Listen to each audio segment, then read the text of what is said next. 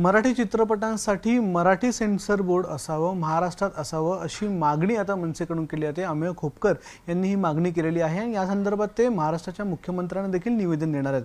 आपल्याबरोबर स्वतः अमेय खोपकर सर आहेत। सर, एक मागणी आहे तुमची महाराष्ट्र सरकारकडे, थोडंसं विस्तृतपणे सांगा नेमकी काय मागणी आहे, कशामुळे ही मागणी करताय आपण? कसं होतं, ही मागणी गेले अनेक वर्ष केली जाते चित्रपट निर्मात्यांकडनं आणि होतं काय, त्या सेन्सॉर बोर्डावर म्हणजे ज्यांना मराठी भाषा बोलणं दूरची गोष्ट, ज्यांना मराठी भाषा समजत देखील नाही असे काही लोक तिकडे मराठी चित्रपट सेन्सॉर करायला बसलेत।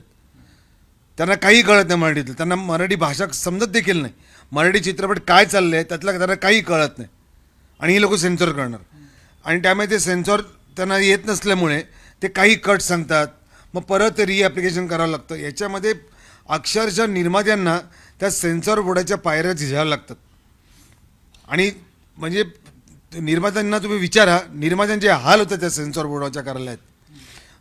एकदम उद्धटपणे तिकडचे लोक वागतात, सगळे परप्रांतीय लोक एकतर भरलेले आहेत, म्हणजे मिनिस्ट्री लेवलला ज्यांच्या ओळखीचे लोक असतात ह्या सगळ्यांना सेन्सॉर बोर्डावर तिकडे घेतलेलं आहे। माझी ठाम मागणी आहे, मराठी चित्रपट किंवा मराठी मनोरंजनासाठी जे जे काय तुम्हाला सेन्सॉर करायचं करता, हे करण्यासाठी एक स्वतंत्र सेन्सॉर बोर्ड असायला पाहिजे।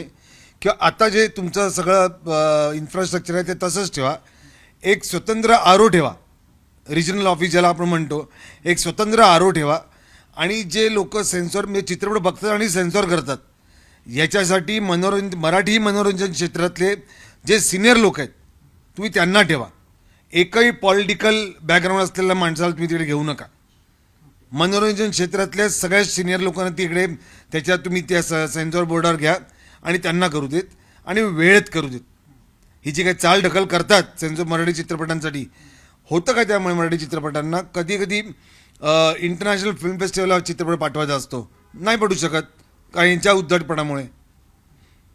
त्यामुळे माझी सन्माननीय मुख्यमंत्री देवेंद्र फडणवीस साहेबांना, महाराष्ट्राचे सांस्कृतिक मंत्री आशिष शेलारजींना, मराठी भाषेचे मंत्री उदयजी सामंत साहेबांना माझी यांना नम्र विनंती आहे की आपण पुढाकार घ्या, आपण केंद्राकडनं पाठपुरावा करून आपण मराठी चित्रपटांसाठी स्वतंत्र सेन्सॉर बोर्ड असावं, यासाठी आपण प्रयत्न करा आणि ते करून घ्या। जर का तुम्ही मनात आणलं तर करून घ्याल। आणि महाराष्ट्रामध्ये मराठी भाषेला स्वतंत्र सेन्सॉर बोर्ड का नको? आता तर आपल्याला अभिजात भाषेचा दर्जा पण मिळाला आहे, त्यामुळे अडचण काही नाही आहे। आत्ता रिसेंटली म्हणजे तुम्ही हे जे सांगताय की मराठी निर्मात्यांना त्रास होतो किंवा इतर अनेक गोष्टींना सामोरं जावं लागतं, आत्ता रिसेंटली असे कोणती उदाहरणं आहेत का ज्याच्यामुळे खूप त्रास झाला किंवा तुमच्यापर्यंत कोणी आले?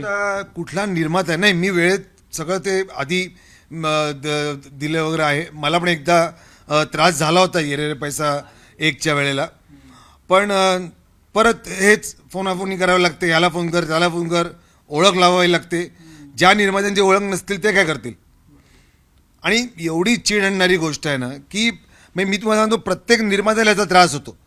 तुम्ही मला माहिती ना कॅमेऱ्यासमोर कोण बोलेल का नाही बोलणार, कदाचित ना बोलणार नाहीत, काही जण बोलतील देखील, पण प्रत्येक निर्मात्याची मागणी आहे की मराठी चित्रपटाचा सेन्सॉर बोर्ड हे स्वतंत्र असावं, वेगळं असावं।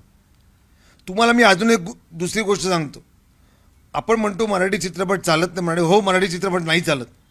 आणि मला भीती वाटते आता मराठी चित्रपटांची की येत्या काळामध्ये लोक मराठी चित्रपट बनवणं बंद करतील। मराठी चित्रपटाला खरोखर वाईट दिवस आहेत,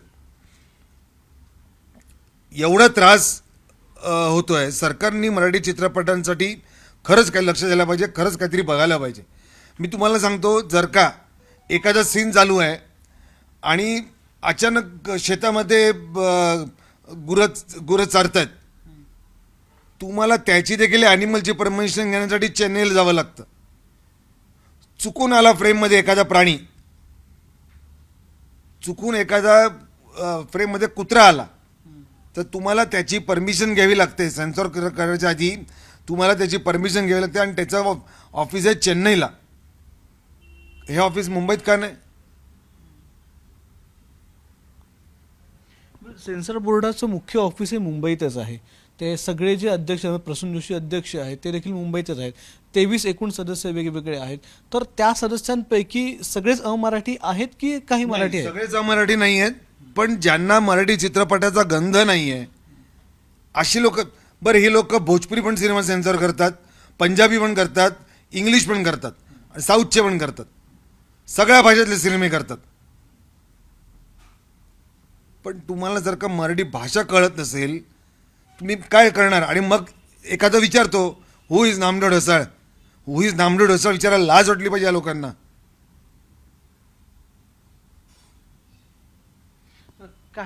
काही जे सदस्य आहेत ते मराठी आहेत या संपूर्णच्या. त्यांचं एक रिजनल ऑफिस देखील आहे मराठीमध्ये. पण या सगळ्याची दखल म्हणजे मराठी भूमीवर महाराष्ट्रात मुंबईत जर त्यांचं सेन्सॉर बोर्डाचं मुख्य ऑफिस असून देखील मराठी चित्रपटांना अशी वागणूक मिळत असेल. माझं असं ठाम मत आहे, महाराष्ट्रामध्ये मराठी भाषेची, मराठी चित्रपटांची गळचेपी नाही झाली पाहिजे. मराठी भाषेचा, मराठी चित्रपटांचा, मराठी मनोरंजन क्षेत्राचा मान हा राखला गेला पाहिजे आणि सरकारने त्यासाठी खरंच काहीतरी करायला पाहिजे. मला मराठी भाषेचे आपले जे मंत्री आहेत, उदयजी सामंत, त्यानंतर आपले सांस्कृतिक मंत्री जे आहेत आशिषजी शेलार, तुमच्याकडनं अपेक्षा आहेत की तुम्ही कराल. आणि मराठी भाषेसाठी स्वतंत्र सेन्सॉर बोर्ड असणं हा आमचा हट्ट आहे.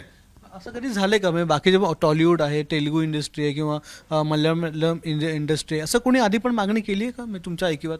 पहिलं म्हणजे त्या सेन्सॉर बोर्डावर जे एजंट्स आहेत तिथे बाहेर, हे एजंट पहिले बंद झाले पाहिजेत. सगळा पैशाचा खेळ आहे. तुम्ही 4 पैसे जास्ती द्या. अहो, मराठी निर्मात्याला नाही परवडत. एकतर तो मराठी निर्माता कसा तरी चित्रपट बनवतो, त्यात त्याला सेन्सॉर करताना अडचणी, कशाला झक मारलं परत तो येतो चित्रपट बनवायला? विचारा तुम्ही इतर निर्मात्यांना, विचारा महेश मांजरेकरांना की किती त्रास होतो सेन्सॉर बोर्डाला पिक्चर देताना. ज्यांना चित्रपट कळत नाहीत अशी लोक इकडच्या दिग्दर्शकांची, ज्येष्ठ दिग्दर्शकांची भांडतात, त्यांना चित्रपट शिकवतात कसा बनवायचा, ज्यांनी हातात कधी कॅमेरा नाही धरलाय. अशी लोक भरलीत तिकडे. माझी राज्य सरकारकडे मागणी आहे की तुम्ही केंद्राकडनं पाठपुरावा करा आणि मराठी भाषेसाठी, मराठी चित्रपटासाठी स्वतंत्र सेन्सॉर बोर्ड असावं, स्वतंत्र आरो असावा आणि मनोरंजन क्षेत्रातलेच ज्युरी असावे तिच्यावर, त्या बोर्डावर, आणि ज्यांचा राजकारणाशी संबंध नसावा अशी लोक तिथे ठेवावीत. धन्यवाद सर आमच्याशी बातचीत केल्याबद्दल. तर अमेय खोपकर आपल्याबरोबर होते. आणि मराठी चित्रपटांसाठी मराठी सेन्सॉर बोर्ड वेगळा असावा, इथल्या अधिकारी किंवा इथले जे सेन्सॉर करणारे जे सदस्य आहेत ते सगळे मराठी असून सांस्कृतिक क्षेत्रातले असावे, फिल्म इंडस्ट्रीमधले असावे, अशी मागणी त्यांची आहे. आता पाहूया राज्य सरकार या मागणीकडे कशा प्रकारे बघतं आणि केंद्र सरकार मुख्यतः ज्यांचं केंद्रीय सेन्सॉर बोर्ड आहे ते या मागणीला मान्यता देतात का, हा सगळ्यात मोठा प्रश्न या ठिकाणी उत्पन्न होतोय. कॅमेरामन विनयसह अक्षय भाटकर, एबीपी माझा, मुंबई. एबीपी माझा, उघडा डोळे बघा नीट.